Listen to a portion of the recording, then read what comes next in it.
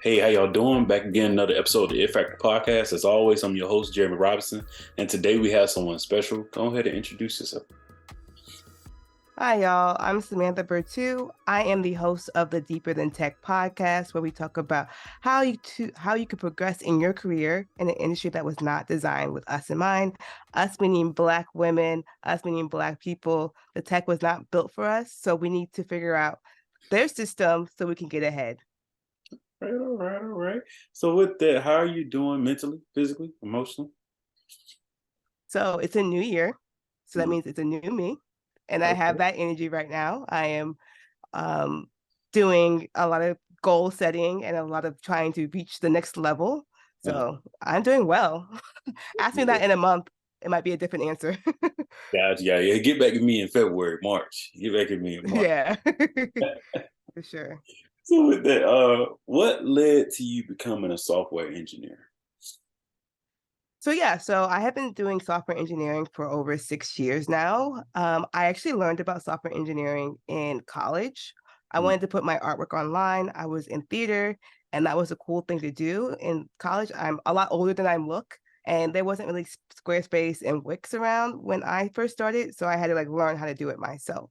Mhm. Um, I was a college student. I was broke, so that's kind of where I found out about coding. I wish I had learned early on, like maybe when I was in high school or middle school, but my schools did not have that resource for that. So, but I'm glad I found it. It took me a while actually to get into the industry. I did a lot of odd jobs like construction estimating. I worked at a comedy club. I was a waitress, sorry, Mhm. a waitress, and I just wasn't very happy. And I always fell back to coding because that was a fun thing for me to do. So I decided to take that seriously and I quit my job full time Uh-huh. so I can learn how to code. I went to a coding boot camp. That coding boot camp was 9 months long. And it took me we learned about React and JavaScript and Node.js. And then from there, I graduated. I mean, graduated and then got a full-time job within 5 months of graduating. All right, then. That's amazing to know. With me, I took the traditional route, went to college, took computer science, computer engineering courses, of course, and became an engineer throughout my You're very lucky for that because yeah. you started off young. It's so nice. Uh, yeah, so I jumped into it and I had the opposite effect to it now. I love it. But it's one of those things that I think I'm gonna be able to do for the rest of my life. But as far as working in corporate, I don't see myself doing that. So a lot of things I'm glad I started this podcast and do other things on the side so that I can still use tech. And you never know, I may one day be teaching full time as teaching those tech courses, things of that nature. But just to pivot onto you, that's amazing. Congratulations for doing that because I don't hear many blacks that go to boot camps and be able to come out on top and have a job. So that shows that you have a lot of consistency and also shows that you're good at what you do. So that's amazing. So in that, I say, what is your it factor? Why you do what you do? Why do I do what I do? Mhm. Well, at first, I didn't know about how much money you can make from tech, Uh-huh. but you can make a lot of money in tech, and that kind of keeps me going. I'm now financially stable. Before, like I said, I was doing odd jobs, and so now I don't have to worry about that. I can go travel the world and still be okay financially, which is really nice. But besides that, I do really enjoy coding. I like being able to solve those small little problems every single day. I think it's very rewarding, especially when you get to work for a company that you enjoy what you're working on. Definitely. Definitely, you're right about that. Because I know a lot of my friends, even myself, certain companies you work for do kind of shift your bit. Like, dang, why did I even do this? Or why did I even get this degree? Or why did I go to that boot camp? Because of the company. And we're basing that all off of who we're working for, versus if we find another company that's for us, it's always an amazing thing to find something that you love to do. Well, I also would say that even if you don't agree with what your company is doing, Hmm. find a team where you enjoy the project that they're working on. So Yeah. a company will have multiple different avenues that you can explore. So that just try to find that place that you fit in. Maybe you still don't care about the product. Find that place where that team supports you in your growth. That's important. Definitely. I like that. I like that. So tell me about your podcast, Deeper Than Tech. Tell me about that. Yeah, so my podcast hosts women in tech who are Black, Mhm. and we just talk about our struggles. Well, not we don't we have a different path in tech than our white females, than our white male Mhm. colleagues. So we just talk about how to go through the struggles. Well, I keep saying struggles. It's not a struggle. We just have a different path. Yeah. And for me, I enjoy talking about like how do we handle microaggressions? Mhm. How do we deal with a manager who might not be on our side? Those conversations we need to talk about and need to educate us so we can move up the ladder. Got you. And I like that. I like that. I like that you brought it up. So I was in training Monday, Tuesday of this week. And the day it wrapped up or whatever. But we was in the training. It's probably like 10 in the morning. And the guy gets on the call. They asking him questions or whatever because it got to that part of the training. And the guy gets mad because he's like, "Y'all, you're supposed to been did this." Like he just talking off the wall or whatever. I'm just sitting there like one of my coworkers pinged me and like, "Hey man, he got to learn how to communicate. Man. Can't talk to people like that." I'm like, "Yeah, but nobody's gonna say anything. Just gonna let it keep on going." I want that to change in the tech industry because a lot of times I know people can't communicate or they may be introverted, but I'm like, you don't talk to your family like I hope not, but maybe you do, you know. So and Well, I would say, that starts with leadership. Hopefully, yeah, leadership will come in and help train people to uh, act better. And if not, you guys start letting people go. Like you want everybody in your company to feel safe and inviting, so they could do better work. And right. if that's not true, I mean, I would let people go, but I don't. I'm not a boss, so You're right. No, but if I was a boss, I would have pulled him to the side because I'm like, you're leading a training. Like we need this. Why are you being hmm like that?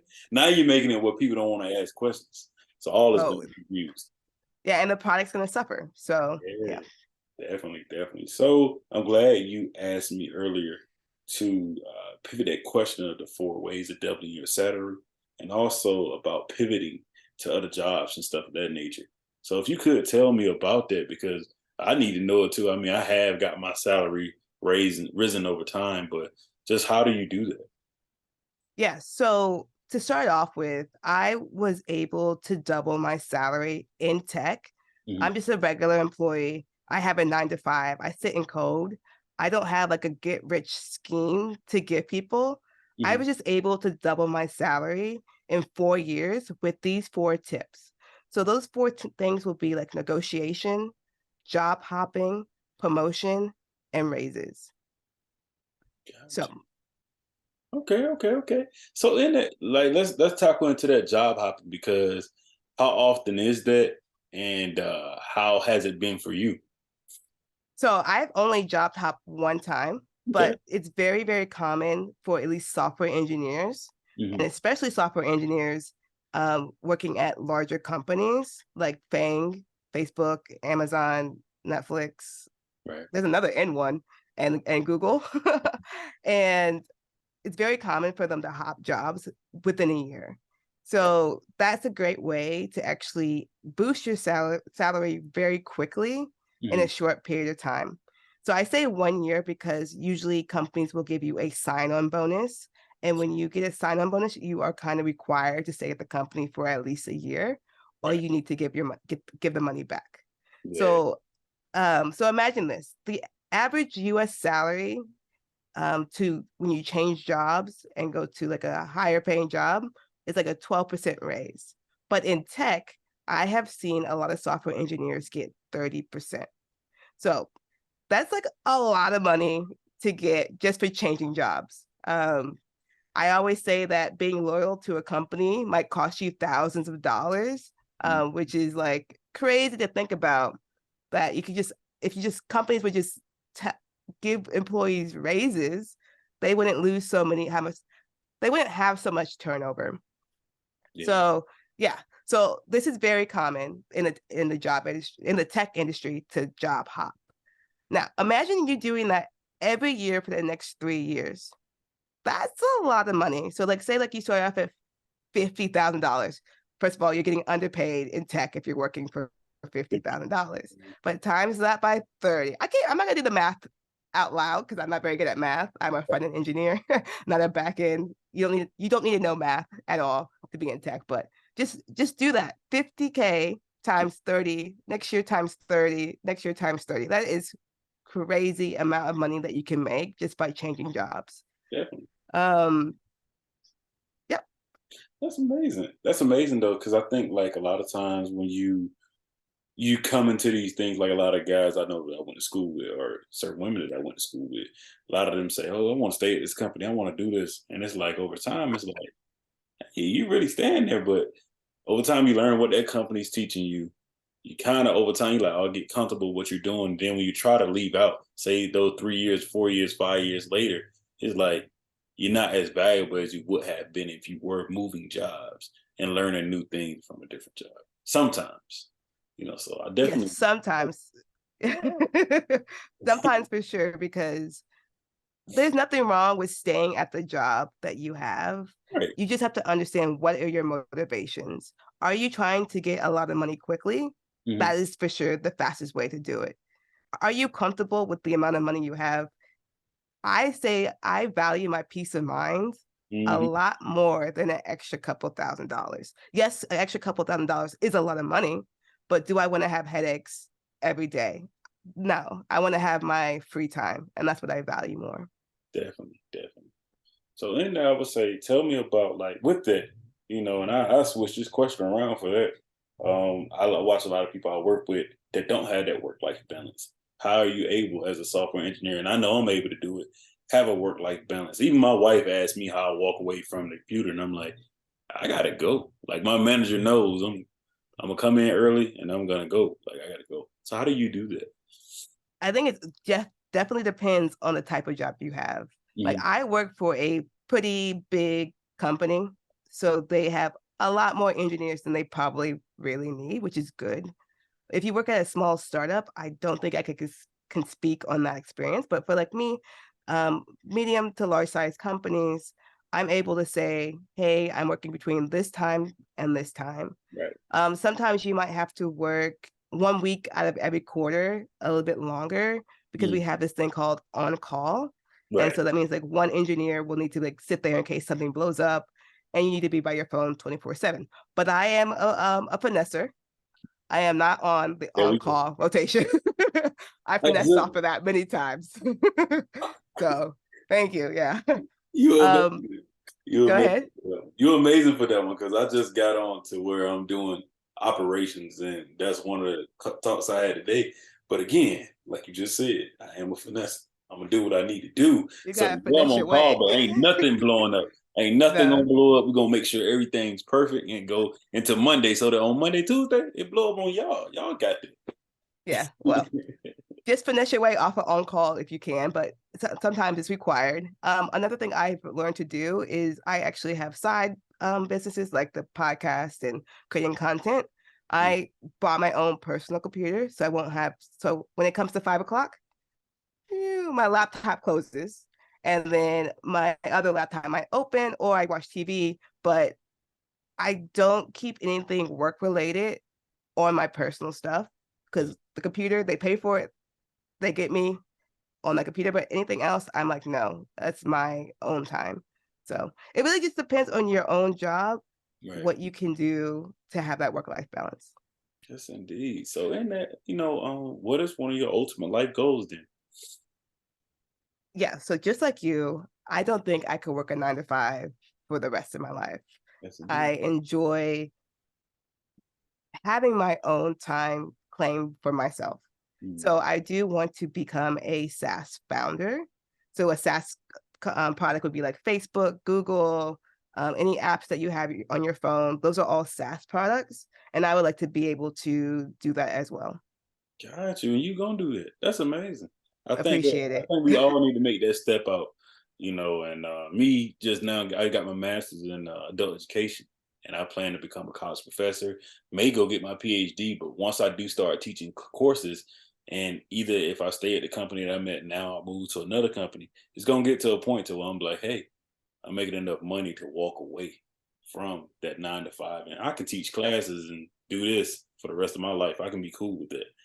Yeah. And but I feel like a lot of times, a lot of engineers I know, they we bounce around jobs, or either we can't find a job, or we in that place of, oh, I gotta be stuck here, when it's like, no, you either went to school, that boot camp, or whatever you did to get to where you are now, so that you can do things that you want to do. I wish a lot of people looked at it like that. That's why I started this podcast, for people to see it and be like, dang, Jeremy able to walk away and do a podcast, and at this certain time of the day, I'll be at work. And it's like, no, you gotta be able to create time for yourself and the things you want to do, your aspirations. Yes.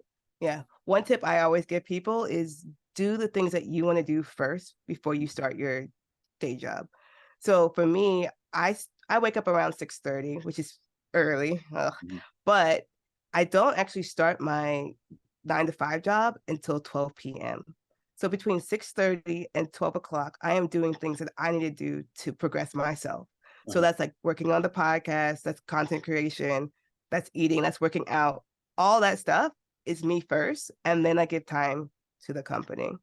Oh, okay, okay. I like that. I like that. So before we do close, how is it working in New York? And how is the tech scene in New York? So the tech scene in New York is different now that we're all kind of remote. And then I don't think you have to live in New York City to get a New York City job. Well, let's say you get a New York City salary. Hmm.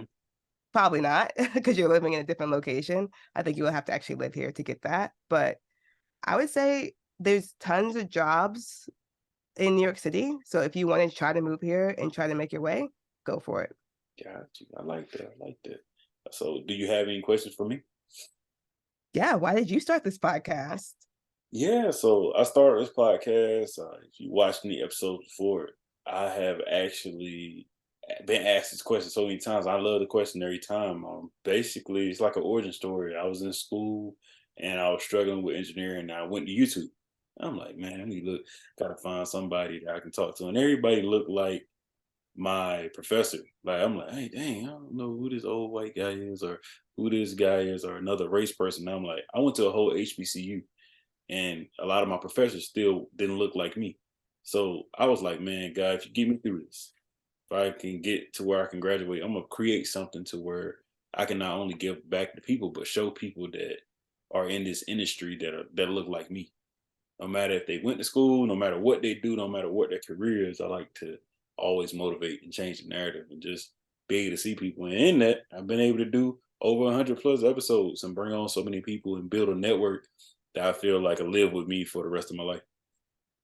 Yeah. I love that you put yourself out there. And I think you'll enjoy all your connections throughout your life. Definitely. Thank you so much. Thank you. So that's pretty much it. That's the episode. And I look forward to keep talking to you. And if you need anything, let me know. Okay. Bye. Bye.